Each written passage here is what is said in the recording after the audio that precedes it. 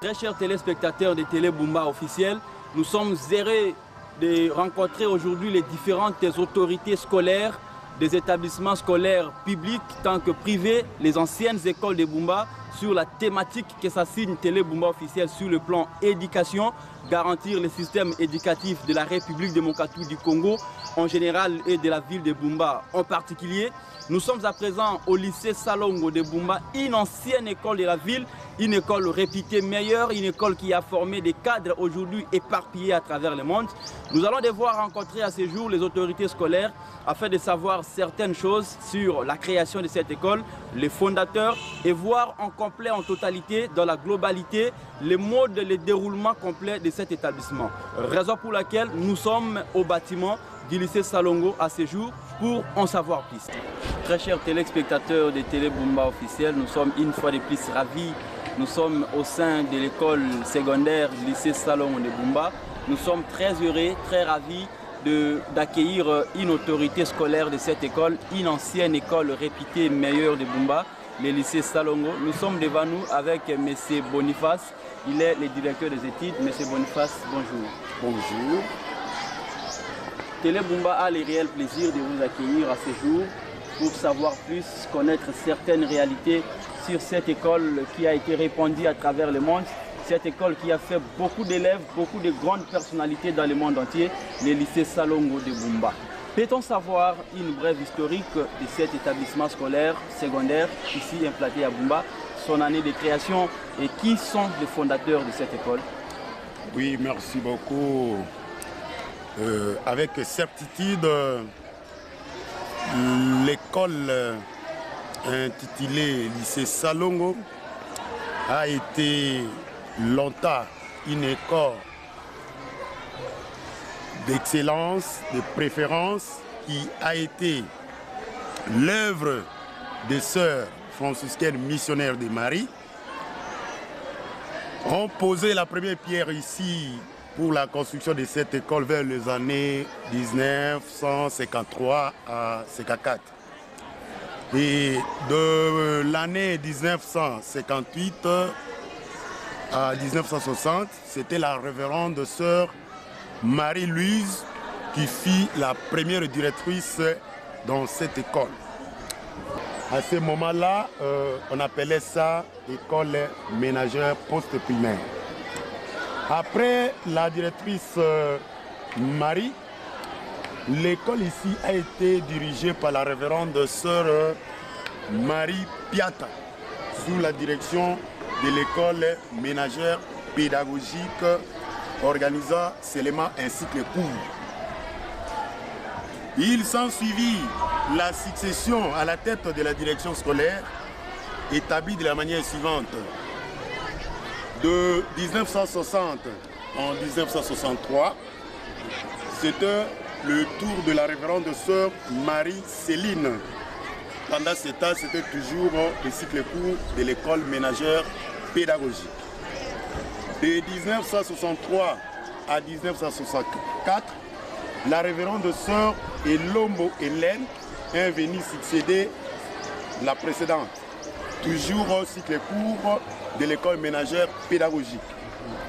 De 1964 à 1970, c'était le tour de la révérende sœur Bierlaire Marie-Thérèse, cycle court de l'école ménagère pédagogique toujours.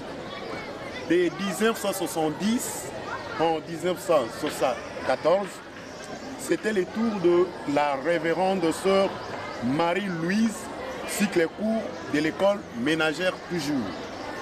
Arrivé en 1974 à 1984, Monsieur Boleko Magnolo Mbang est devenu à la tête de cette école, d'abord comme préfet des études de cycle court pédagogique, ensuite préfet des études comme cycle long à partir de 1979. De 1984 à 2016, ce fut le tour de Papa Michel Kalonda Kambouji comme préfet des études cycle long de la paix. De 2016 à nos jours, c'est le tour de Monsieur le préfet Richard Mayanga Emene qui à partir de son expertise, après le décès du fait Kalonda, a essayé, à partir du concours des autorités de l'EPST, d'organiser maintenant le cycle long de coupe et couture ainsi que secrétariat administration. Donc pour dire, après M. Michel Kalonda, le lycée Salongo connaît aujourd'hui 3 options, lesquelles nous avons la pédagogie générale, nous avons coupe et couture et secrétariat administration. À propos de ce qui concerne l'évolution, nous avons ici tous les documents, références judiciaires du lycée Salongo, l'arrêté d'agrément de l'option cycle long, nous avons les numéros, nous avons l'arrêté d'agrément pour le fonctionnement de la section technique, secrétariat administration et coupe et couture. Malheureusement, ces 2 options qui sont implantées dernièrement ne sont pas encore mécanisées. Ces enseignants-là souffrent encore à partir de perdième de parents. Ils sont rémunérés par là. La nouvelle structure de cette école autorise actuellement une direction des études dont je tiens la tête. Je peux dire, depuis ces années-là, la création de cette école, je suis considéré comme le premier directeur des études du lycée Salongo. À notre avènement, nous avons connu les 3 options précitées. C'est à la personne de M. Boniface Ekumu Tolumo. Monsieur Boniface Ekumu Tolumo, je pense que les téléspectateurs de Télé Bumba officiel vous ont suivi avec beaucoup d'intérêt, des intérêts particuliers sur cette brève historique. Alors, vous avez parlé, j'ai retenu quelque chose dans la création de cette école, le lycée Salongo. Autrefois, on l'appelait école ménagère. C'est-à-dire c'était une école propre aux filles, parce qu'aujourd'hui nous voyons, il y a méli-mélo, il y a des filles et il y a des garçons, mais partant de sa création, on dit école ménagère. Mais aujourd'hui, lycée Salongo. Si on se rappelle aussi bien, quand on parle de lycée, on le voit qu'il y a des élèves filles.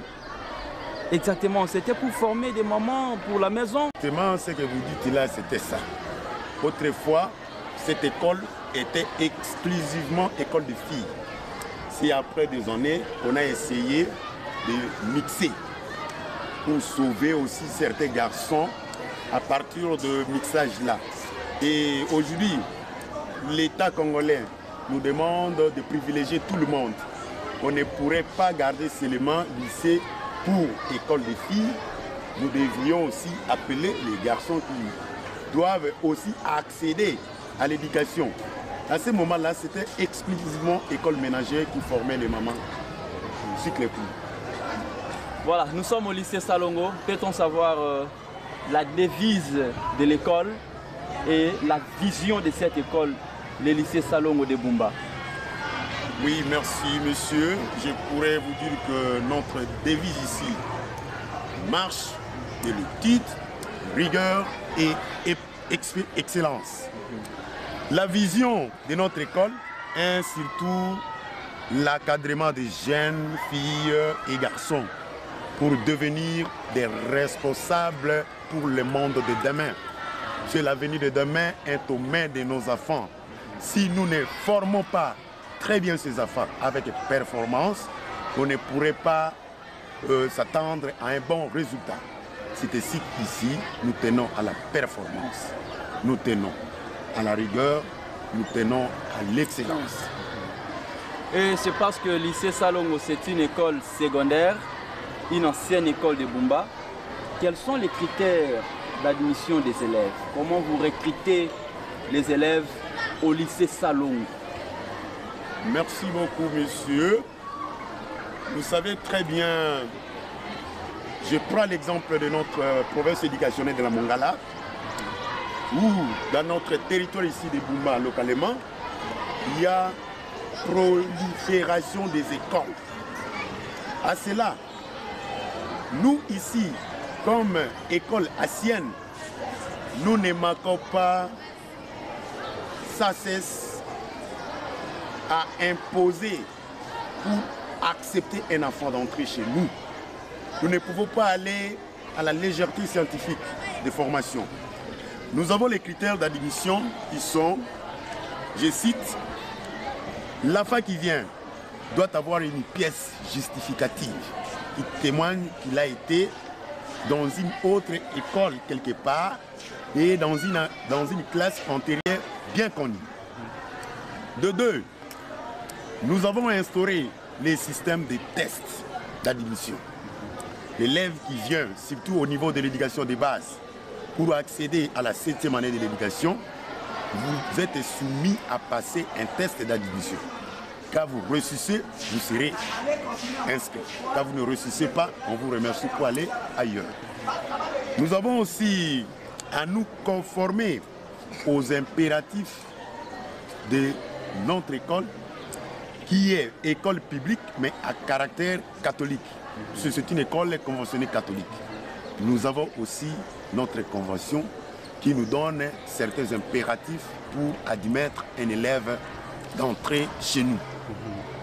Monsieur Boniface, et quelles sont les différentes valeurs que vous inculquez aux élèves qui sont admis au lycée Salomon?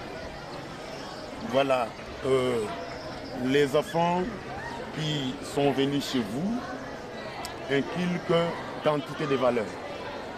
Nous avons des valeurs psycho-pédagogiques, nous avons des valeurs socio-éducationnelles. À cela, l'enfant qui entre ici chez nous doit porter d'abord l'uniforme qui est d'un caractère obligatoire du lundi au samedi. Cette valeur-là, c'est pour mettre tout le monde au même niveau, qu'il n'y ait pas de différence. Et nous avons notre marque du lycée. De deux, nous ne formons pas seulement les enfants pour les cours ici que nous donnons. Ici, à part cela, nous organisons aussi le spiritualisme, c'est-à-dire les enfants doivent assister à la messe chaque jeudi, de 5h30 à 6h30. À part cela, comme le caractère est impurément catholique, nous avons organisé aussi les catéchumènes. C'est-à-dire nous avons recruté des élèves qui étaient des païens, mais nous devons les convertir. On forme les 3 C, le corps, le cerveau et le cœur. Les corps, le cerveau et les cœurs. Voilà différentes valeurs qui sont inculquées aux élèves du lycée Salongo. Et dans l'exercice des métiers des enseignants, quelles sont les difficultés majeures, primordiales, que sont rencontrées vos enseignants ici?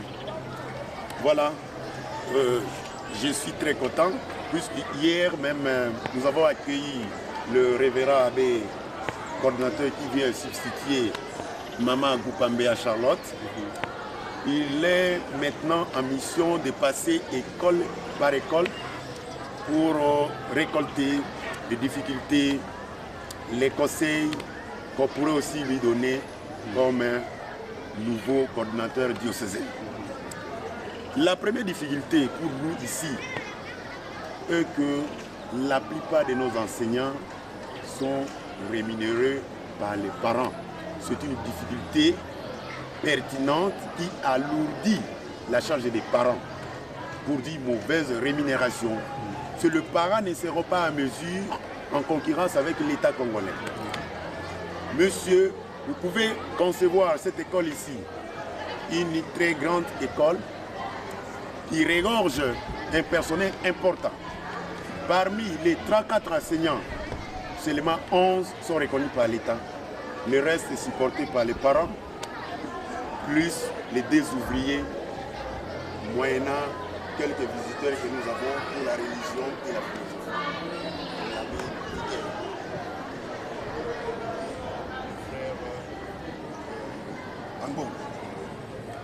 c'est une difficulté pertinente pour la rémunération. De deux, les manuels scolaires et les programmes nous arrivent ici parfois à retard. N'eussent été nos propres efforts. Nous demandons par-ci, par ailleurs, avec des connaissances, pour se procurer de cela. Mais si on attendait seulement direction officielle, c'est un peu difficile. Nous avons des manuels, nous avons des programmes, mais qui sont insuffisants. C'est une difficulté aussi permanente pour relever cela à partir des niveaux de nos enfants. Sinon, ça va aussi susciter la baisse. Il y a aussi les manques d'encadrement pédagogique des inspecteurs aux enseignants. Les inspecteurs n'ont pas seulement une seule mission de venir contrôler tout ça, évaluer. Ils ont aussi cette tâche-là d'encadrer les enseignants. Et après, on vient au contrôle et on évalue. Nous avons l'indiscipline outrée de la jeunesse actuelle que nous formons. Il faut avoir un cœur de parents. Les enfants d'aujourd'hui sont impossibles. Il faut se donner corps et âme pour aboutir à une meilleure formation psychopédagogique. Ce sont des adolescents. Vous voyez, à partir de la modernisation, à partir des moyens audiovisuels, les enfants sont arrivés très loin par rapport même aux parents. C'est une difficulté pertinente. Mauvais comportement de certains parents vis-à-vis des élèves, vis-à-vis des enseignants, vis-à-vis des autorités, de l'épesté. Ça aussi, c'est une difficulté que nous devons en tenir compte. Et les restes. Voilà, je pense que vous avez énuméré presque la totalité, la globalité de ces difficultés que les enseignants sont rencontrés avec à l'école. Et j'ai retenu une chose, messieurs les directeurs, sur le point indiscipline. Maintenant, quelles sont les pratiques que vous mettez en place pour en fait remettre à l'ordre toutes ces catégories d'enfants qui n'obéissent pas à l'école, qui arrivent au moment voulu, qui bavardent en classe? Il y a des mécanismes et des pratiques que vous mettez en place afin de recadrer cette catégorie d'enfants indisciplinés adolescents. Exactement. C'est notre première tâche. Une école qui n'a pas de discipline, on ne peut pas parler que ça pourrait être une école. Nous avons des pratiques pour remettre en ordre ces enfants-là. Puisque nous, notre tâche en qualité de parents secondaires, le premier parent sont les parents biologiques. Nous ici, nous sommes pour l'encadrement. Nous ne pouvons pas laisser aller les enfants qui viennent dans nos mains. Qu'est-ce que nous faisons ici? En cas d'indiscipline, nous commençons d'abord par les conseils. Nous conseillons ces enfants en leur montrant comment nous pouvons vivre ici. L'école n'est pas la maison des parents. L'école est une maison de formation.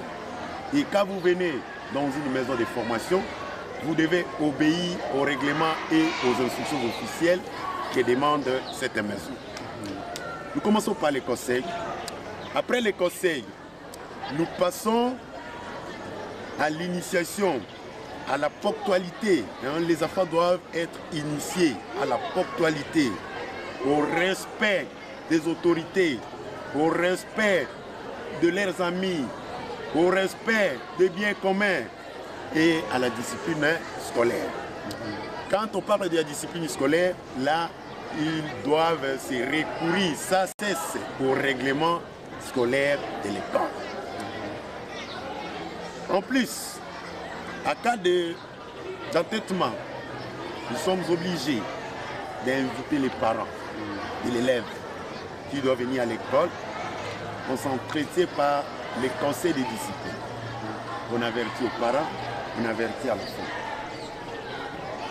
Si l'enfant n'écoute pas, vous voyez cette étendue ici, il y a des herbes partout. Nous procédons aussi par une mission manuelle. Vous débroussaillez, vous désherbez, vous balayez. Quand ça ne tient pas, nous voyons que l'enfant n'écoute pas. Il y a la dernière décision de l'exclure puisqu'il n'est pas venu pour être formé, il est venu pour autre chose. Je pense que vous êtes allé avec un processus un peu très bon afin de recadrer tous ces enfants. Merci beaucoup pour cette très belle question, monsieur le directeur des études. Je rappelle que je suis devant monsieur Boniface, c'est lui qui représente personnellement les préfets des études du lycée Salongo de Bumba. À part ces pratiques, lorsque vous voyez que ça ne va pas, vous mettez définitivement vos enfants à l'école. Vous ne voyez pas que ça va aller à la déperdition de l'école, parce que la jeunesse d'aujourd'hui, on peut supposer que c'est une jeunesse égarée. Lorsque vous inscrivez définitivement ces enfants, déperdition de l'école, vous perdez définitivement aussi totalement un bon effectif. Oui, monsieur, parler de la déperdition, c'est bien, mais pour atteindre, pour aboutir ces stades-là, c'est-à-dire il y a eu beaucoup de conseils, il y a eu beaucoup d'invitations des parents, il y a eu quantité de punitions, et qu'à la fin, continue à répéter les cas récidives là. On ne pouvait souvent, on exclut, il peut aller pour cette année, mais quand il change l'année prochaine, il vient, il demande pardon, on les récupère. Ce sont des cas rares, hein? En général ce sont des cas rares. Mais la plupart sont des enfants qui écoutent et qui se remettent en ordre. Et dans quelle université à Bumba, dans quel institut supérieur de Bumba partent la majorité des bons élèves après l'obtention de leur diplôme d'État? Oui, merci, c'est une question pertinente. Vous savez, autrefois, on considérait Bumba comme un territoire isolé, ainsi de suite. Or, Bumba a des capacités, a des têtes qui forment. La plupart des leaders qui sont maintenant à l'étranger, au niveau de Kinshasa, partout, je parle de notre province de la Mongala, notre territoire, notre pays, ainsi que le pays voisin, voire même l'étranger. Vous voyez, après la formation complète de nos enfants ici, sont sollicités partout. D'abord, la plupart de nos enfants vont aux universités de Kinshasa, de Kisangani, partout ailleurs de notre pays. Et ici, communément à Bumba, ils sont dans des instituts supérieurs et universitaires locaux. Et par là, ils excellent. Nous avons des témoignages. J'ai les cas échéants, les cas concrets de notre fils qui est maintenant entre les mains du VPM, à Dambou, qui a fini ici. Mais quand il est allé à Kisangani, il nous a fait ce que nous appelons l'honneur. Et maintenant, il est pêché, il est en Kinshasa, il travaille là. Nos fruits ne sont pas chômés, nos fruits sont toujours sollicités. Voire même l'école voisine ici, quand vous allez à l'école primaire Hélène de Chapotet, la plupart des enseignants sont le fruit de la pédagogie générale du lycée Salon. Et partout, et partout. Presque chaque année, peut-on savoir les taux de réussite des élèves à l'examen d'État aux épreuves nationales de l'État congolais? Merci beaucoup, monsieur. Notre coutume, si je peux rire un peu, est d'obtenir toujours ça pour ça. 100%. C'est seulement cette année ici que nous avons connu un peu une baisse. Cette année, une baisse, c'est du côté coupe et couture. Mais à pédagogie, c'est très bien marché. Et au secrétariat, très bien marché. On a réalisé 99%. Très chers téléspectateurs de Télé Bumba officiel, merci de nous suivre partout à travers le monde entier. Nous sommes au lycée Salongo de Bumba avec le directeur des études, M. Boniface. Quel est le message fort que vous pouvez lancer aux parents qui vous ont confié leurs enfants au sein de cet établissement scolaire secondaire lycée Salongo de Bumba, et puis un message aux élèves qui ont accepté de venir étudier au lycée Salongo de Bumba? Merci beaucoup, monsieur. Le message ne peut pas manquer. Nous, de nos habitudes, une école doit avoir une relation étroite avec les parents d'élèves. Les parents d'élèves doivent écouter les chefs d'établissement, doivent écouter les représentants des enseignants, des parents dans les comités des parents.